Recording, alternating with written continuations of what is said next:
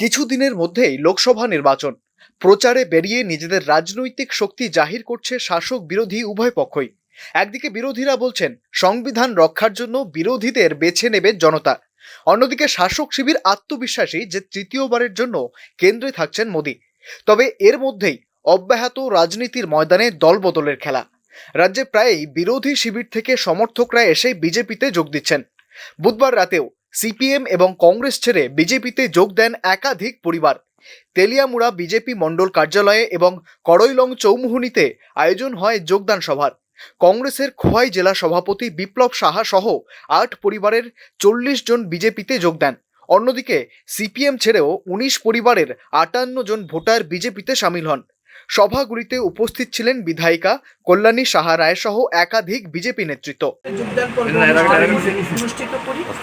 ৮ পরিবারের ৪০ জন ভোটার আজকে ভারতীয় জনতা পার্টিতে সামিল হয়। এর মধ্যে আমাদের যুব কংগ্রেসের ডিস্ট্রিক্ট প্রেসিডেন্ট রয়েছেন বিপ্লব সাহা, এবং যারা ভারতীয় জনতা পার্টিতে যোগ দিয়েছেন তারা কংগ্রেসের পরিবার থেকেও এসছেন এবং কমিউনিস্ট পার্টির পরিবার থেকেও আমাদের দলে সামিল হয়েছে। আমরা তাদেরকে আজকে দলে বরণ করে নিয়েছি এবং আমরা প্রতিজ্ঞাবদ্ধ হয়েছি যে তেলিয়ামুড়ার ডেভেলপমেন্টে নতুন পুরনো কোনো ভেদাভেদ থাকবে না। আমরা তাদেরকে সাথে নিয়ে আগামী দিনের পথ চলব এবং একটা সুন্দর তেলিয়ামুড়াবাসীকে আমরা উপহার দেব। নির্বাচন ঘোষণা হওয়ার পর থেকেই বিরোধী শিবির ছেড়ে বিজেপিতে যোগ দিচ্ছেন একাধিক ভোটার।